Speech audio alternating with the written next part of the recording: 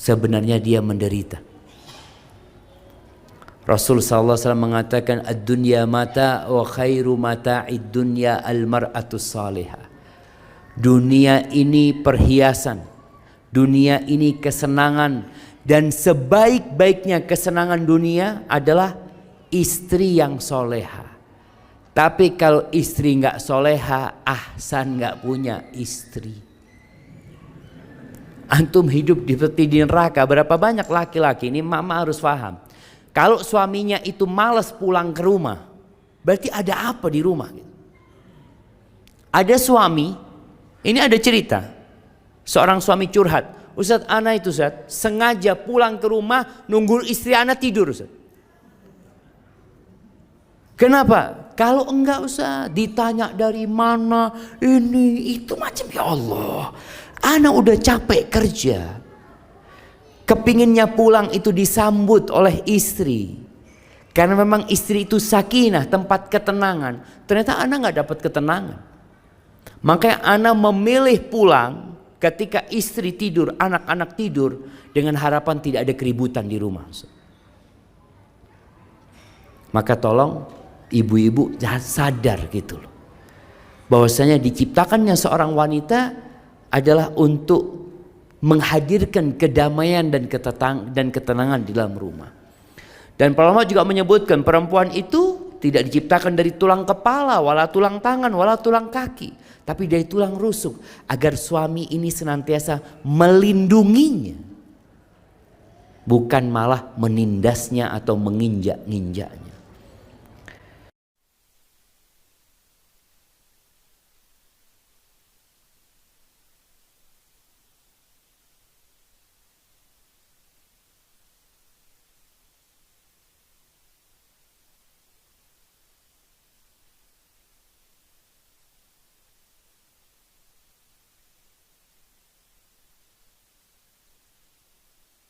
Melaksanakan perintah dan menjauhi larangan Allah. Takwa itu artinya mengingat Allah dan tidak melupakannya, bersyukur kepada Allah dan tidak kufur, taat kepada Allah dan tidak bermaksiat kepadanya. Kemudian Allah sebutkan wattaqullah, bertakwalah kepada Allah yang dengan namanya kalian saling meminta. Ada orang yang meminta, aku meminta dengan nama Allah Azza wa Jalla. Ini orang kalau mau minta dengan nama ini jangan pernah meminta sesuatu yang remeh. Karena engkau bawa nama Allah.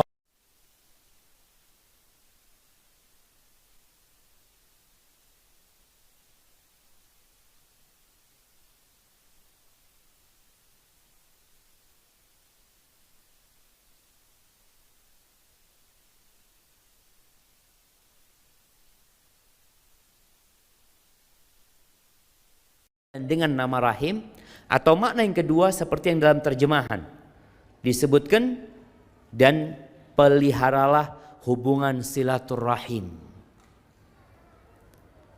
Silaturahim itu artinya bukan berkunjung. Kita berbuat baik kepada yang ada hubungan rahim sama kita. Bentuk berbuat baiknya macam-macam, sesuai dengan keadaan dan kondisi. Ada yang bentuk berbuat baiknya dengan transfer uang, ada yang dengan berkunjung, ada yang dengan ucapan selamat. Kerabatnya punya anak ya, telepon, ya Allah barakallahu fiik, aku kirim hadiah buat adik kecilku. Ini termasuk menyambung rahim. Sebagian kita itu baik di hadapan kawan-kawannya. Bahkan dia punya kawan yang banyak, dihormati oleh kawan-kawannya, dianggap orang baik, tapi ternyata sama kerabatnya sendiri, sama keponakannya sendiri, sama pamannya sendiri, dia tidak bertegur sapa. Padahal Allah perintahkan jaga silaturahim itu. La yadkhulul jannah qati'. Kata Nabi alaihi salatu wasallam, tidak masuk surga orang yang memutuskan rahim. Tidak masuk surga. Artinya diancam nih orang, walaupun dia mungkin banyak kawannya. Mungkin banyak sodakohnya, tapi dia akan terhalang dengan pemutusan silaturahim ini. Ahibati fillah. Dan yang banyak membuat putus silaturahim itu apa? Urusan dunia.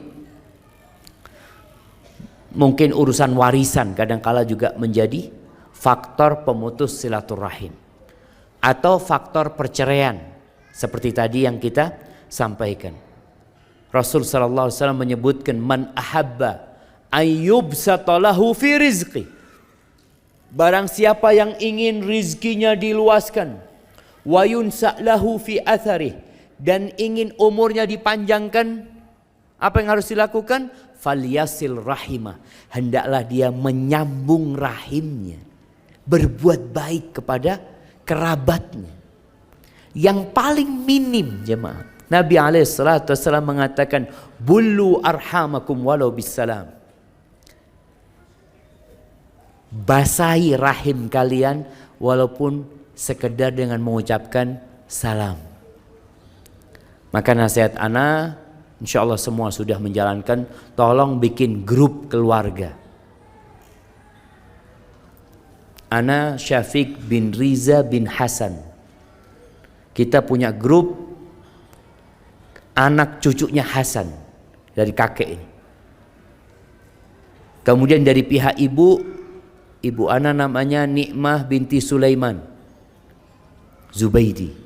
Kita punya grup anak cucunya Sulaiman. Jadi ini menjadi sarana untuk silaturahim. Terkadang jamaah ada yang kena musibah dari keluarga kita. Masya Allah, ana ngelihat grup ini seneng banget ana. Ada keluarga yang kena musibah, kita langsung bikin grup sendiri yang tidak ada fulana yang kena musibah. Untuk mengumpulkan donasi buat fulana, untuk membantu menyelesaikan urusan fulana. Soalnya kalau kita angkat di grup itu, kesian dia kan. Maka langsung bikin grup, nanti grup ini dibubarin lagi seperti itu. Artinya kita berusaha untuk menjadikan media ini sarana untuk menyambung silaturahim. Dari situ kita tahu kondisi keluarga kita, kerabat kita. Dan alhamdulillah kalau kita lihat, hampir di setiap keluarga itu ada yang sukses secara ekonomi. Mungkin adiknya susah, ini yang susah, tapi ada salah satu yang sukses. Mereka yang seharusnya perhatian. Maka Allah katakan, wattaqullaha alladzi tasaaluna bihi wal arham innallaha kana 'alaikum raqiba. Sesungguhnya Allah itu selalu mengawasin kalian. Ada satu hal sebelum kita pindah ke ayat lainnya. Masalah menyambung rahim ini. Sebagian orang berpikir menyambung rahim itu balas-balasan. Karena dia berkunjung, aku berkunjung. Karena dia kasih hadiah, aku kasih hadiah.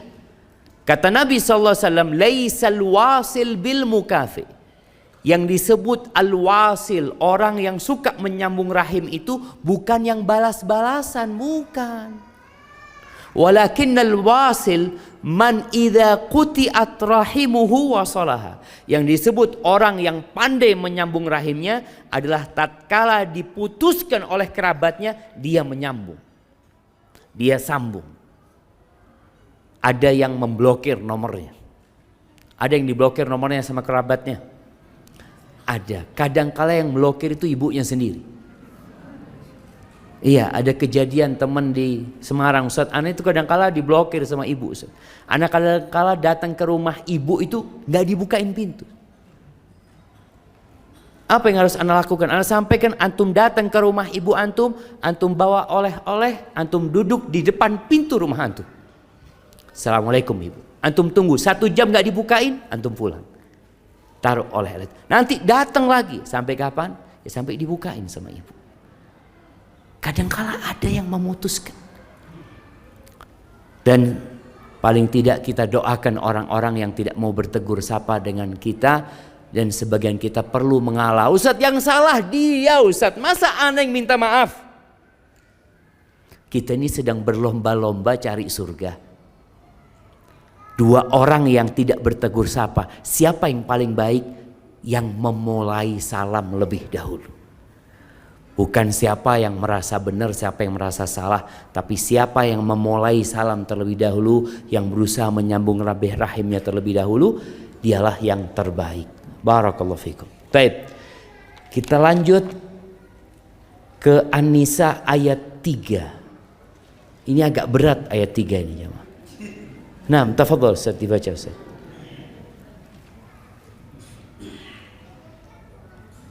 A'udzu billahi minasy syaithanir rajim.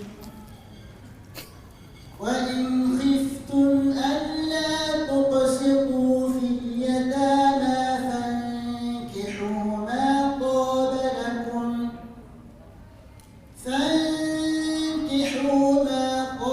lakum minan nisa'i mathna فانكحوا ما طاب لكم من النساء مثنى وثلاث ورباع فإن خفتم ألا تعدلوا فواحدة أو ما ملكت أيمانكم ذلك أدنى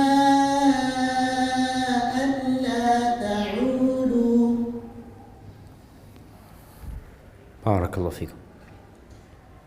Dan jika kamu takut tidak akan mendapat berlaku adil terhadap hak-hak perempuan yang yatim bila mana kamu mengawininya, maka kawinilah wanita-wanita lain yang kamu senangi, 2, 3, atau 4. Kemudian jika kamu takut tidak akan dapat berlaku adil, maka kawinilah seorang saja atau budak-budak yang kamu miliki. Yang demikian itu adalah lebih dekat kepada tidak berbuat aniaya. Barakallahu fikum. Jadi dahulu orang Arab itu kadangkala melihara anak yatim. Dia pelihara anak yatim itu sampai kemudian ternyata anak itu tumbuh besar, menarik. Kadangkala yang merawat ini ingin menikahi. Tapi karena dalam perawatan dia, maharnya kan kadang-kala tergantung dia, karena dia sebagai walinya kadang-kala. Maka di sini Allah arahkan jangan sampai engkau melakukan kezaliman dengan mereka, dengan tidak diberikan hak mereka secara sempurna. Lalu Allah kasih arahan, udahlah, nikahilah wanita-wanita yang kalian sukai, yang baik-baik. Berapa? 2, 3, 4. Ibu-ibu kalau dengar ayat ini gimana hatinya? Tergantung jemaah. Iya. Jadi sebenarnya kalau bicara nikah lebih dari 1, itu Allah membolehkannya. Bahkan Allah mengatakan 2, 3, 4. Namun perlu diperhatikan, jangan sampai berpikir tentang kesenangannya, lupa dengan tanggung jawabnya. Banyak ibu-ibu merasa kalau suaminya kawin yang kedua, suaminya itu bersenang-senang saja. Betul ibu-ibu? Padahal anak kalau dengar yang nikah lebih dari 1 jamaah, iya dia mungkin bersenang-senang beberapa hari, setelah itu ruwet urusannya jamaah. Artinya ada tanggung jawab. Makanya kalau dipikir, lebih nyaman mana? Menyalurkan syahwat dengan berzina. Ketika seorang laki-laki berzina, dia cuma bayar, setelah itu selesai, nggak ada tanggung jawab dia. Tapi dia melakukan dosa besar di hadapan Allah Azza wa Jalla. Mungkin dia punya uang 100 juta. Kalau dia berzina dengan wanita 1 juta tiap wanita, dia bisa berzina 100 kali dengan wanita. Tapi ketika dia memilih menikah dengan seorang wanita yang halal, dia akan melihat tanggung jawab yang besar yang akan dia emban. Memang itu halal, tapi ada tanggung jawabnya. Kadangkala setan itu menggodain laki-laki ini untuk melakukan yang haram tanpa ada tanggung jawab, kata dia. sekedar menyalurkan syahwatnya selesai, tapi dia akan dimurkai Allah Azza wa Jalla. Terus kalau dia milih menikah lebih dari satu untuk menyalurkan syahwatnya, dia akan berpikir berulang kali. Bapak-bapak nih, kalau Anda lihat wajahnya ya, sebenarnya mereka ingin. Betul bapak-bapak? Dengar ibu-ibu. Kameranya Mustafa dihadapkan ke sana. Udah masuk yang ngomong betul tadi. Baik, artinya mereka secara fitrah mereka ada perasaan itu gitu. Dan Allah membolehkan, artinya bukan sesuatu yang terlarang sebenarnya. Keinginan mereka ini secara agama legal, boleh. Tapi Allah sebutkan harus berlaku adil gitu. Dan selain berlaku adil, ada beban tanggung jawab yang diemban oleh seorang lelaki yang memiliki istri lebih dari satu. Bagaimana dia memanage konflik antara dua orang ini. Kadangkala ributnya dia itu sama ibunya sendiri. Ada seorang yang menikah lebih dari satu, sama ibunya nggak disapa, nggak mau ibunya sama dia, karena merasa ibunya anak ini menyakiti menantunya. Jadi ibunya belain menantunya. Makanya ibu-ibu ini harus baik sama mertua. Dengan harapan mertua itu ya memberikan dukungan kepada sang istri. Kadang-kala sang ibu merasa kurang apa sih istrimu? Kurang apa? Tapi ada ibu mertua yang mengatakan, nah engkau cepat kawin lagi. Ibu kepingin cari menantu lain yang lebih baik dari dia. Itu karena memang menantunya nggak baik gitu loh. Maka ayat ini seharusnya memotivasi para wanita untuk menjadi lebih baik dalam melayani suami. Tapi kalau ternyata suaminya nikah lebih dari satu, dia harus tahu bahwa yang dilakukan suaminya adalah boleh dalam syariat, asalkan dengan cara yang baik dan sehat. Karena ada laki-laki yang menikah karena berzina. Dia mengatakan, Ustaz, daripada anak terus-terusan berzina, ahsan anak nikahi. Seharusnya kau berpikir engkau bertobat, bukan menikahi pezina itu. Ini orang gak benar pikirannya ketika dia bukan bertobat kepada Allah, tapi dia menikahi pezina, pelacur, dia zinain. Dia nikahin gitu. Seharusnya yang baik-baik. Maka tolong diperhatikan hal ini sehingga kondisi rumah tangga dapat ridha dari Allah Azza wa Jalla. Ketika engkau, ada yang mengatakan ibu-ibu, itu Ustaz laki-laki menikah karena nafsu. Nggak apa-apa karena nafsu. Karena memang Rasul sallallahu alaihi wasallam menyuruh menikah untuk menundukkan pandangan dan menjaga nafsunya gitu loh. Ketika dia merasa istrinya tidak mencukupi dia, maka dia berpikir untuk menikah lagi dengan cara yang halal. Dia menyalurkan di tempat yang Allah ridhai. Sampai kata Nabi SAW, wa fi bud'i ahadikum sadaqah. Kalian itu mendatangi istri kalian dapat pahala sedekah. Bayangin coba. Menyalurkan syahwatnya itu dapat pahala sedekah. Dan ini membuat para sahabat terheran-heran. Bapak-bapak serius semua jemaah. Nah, para sahabat itu heran, ya Rasulullah, ayati ahaduna syahwatahu wa yakunu lahu fiha ajr. Gimana seseorang di antara kita menyalurkan syahwatnya dapat pahala dia? Apa kata Nabi SAW?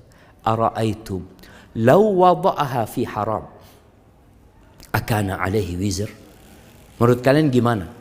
Kalau dia menyalurkan di tempat yang haram, dosa enggak dia? Ya tentunya dosa. Begitu pula tatkala dia menyalurkan di tempat yang halal. Baik, ana mau tanya sama ibu-ibu, mic-nya udah siap buat ibu-ibu? Udah ada? Ada enggak hikmah poligami buat perempuan? Kalau bapak-bapak banyak katanya dia. Mau dikasih payung ibu-ibu ya? Nah, silahkan. Ada nggak hikmah dari disyariatkan poligami? Karena kita yakin Allah tidak mungkin membuat syariat melainkan ada hikmah. Dan hikmah itu untuk semuanya, untuk laki-laki dan untuk wanita. Yang ana ingin tanyakan, apa kira-kira hikmah dari poligami buat para wanita? Mic-nya sudah ada? Ada enggak? Nah, tafadhol. Ana kasih hadiah 5 yang jawab. Ada payung, ada apa semuanya. Nah, tafadhol. Ya, yang paling belakang situ ada yang mau jawab ibu kita? Masya Allah, ana siapin hadiahnya dulu jemaah. Wahid, 2, nah 3. Ada payung. Kayaknya ada 4 macam ini ibu-ibu. Nah, tafadhali. Ayah ada yang udah angkat tangan di belakang sana. Nah, tafadhali.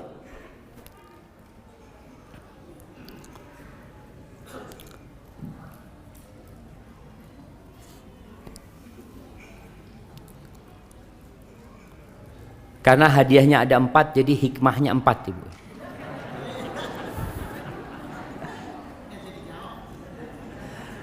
Nah, silahkan.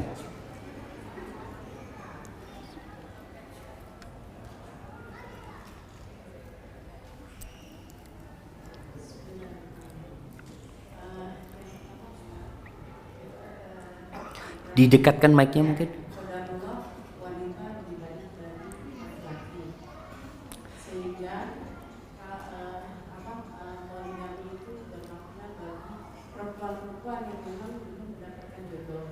Masya Allah. Ya, jumlah wanita ini yang pertama, jumlah wanita lebih banyak. Dan kalau dilihat sambil nanti lanjut ke ibu, kebanyakan yang mati itu suami apa istri? Hah? Iya, lebih banyak janda perempuan, janda mati ya, daripada duda laki-laki.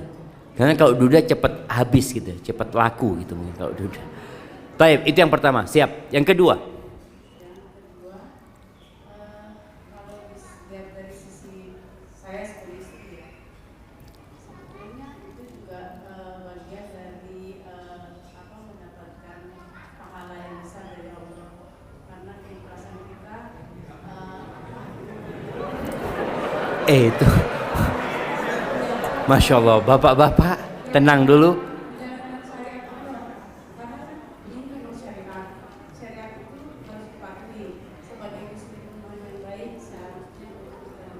Masya Allah, barakallahu fiik. Iya, artinya di sini ada peluang pahala sebenarnya. Buat para wanita, buat para laki-laki juga.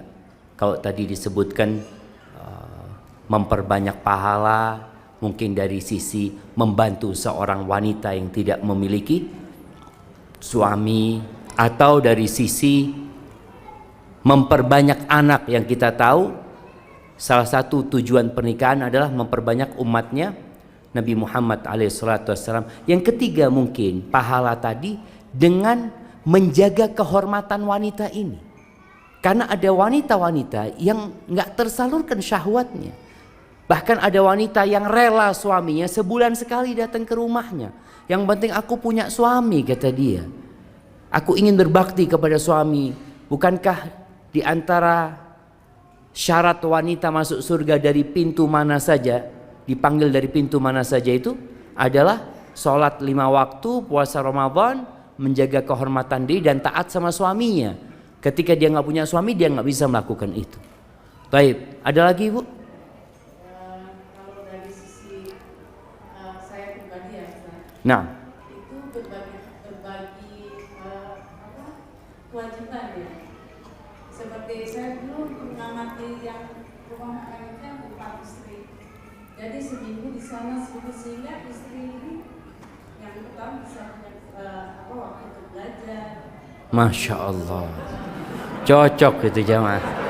Bapak-bapak cocok? Siap, Masya Allah. Hadiahnya nanti diambil sama panitia ya. Iya, ini ini ibu Masya Allah, dia melihat dari sisi positifnya.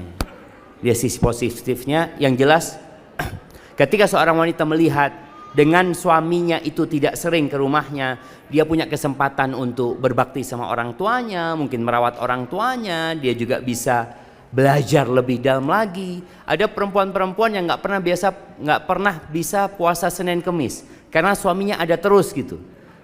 Tapi kalau suaminya nggak ada, alhamdulillah istirahat dia bisa hatam Al-Quranul Karim ya, Masya Allah. Barakallahu fiik. Ibu-ibu yang lain ada tambahan? Kayaknya udah habis ya. Tapi ala kulli hal, kembali kepada ayat ini. Ayat ini sebenarnya bukan berpihak kepada kaum laki-laki, tapi ayat ini untuk laki-laki dan wanita. Sehingga yang merasa berat kadangkala yang menjadi istri pertama. Padahal ada banyak orang-orang yang kepingin jadi istri walaupun hanya seperempat. Ada ibu-ibu yang sudah jadi istri suaminya ini 20 tahun bersama suaminya.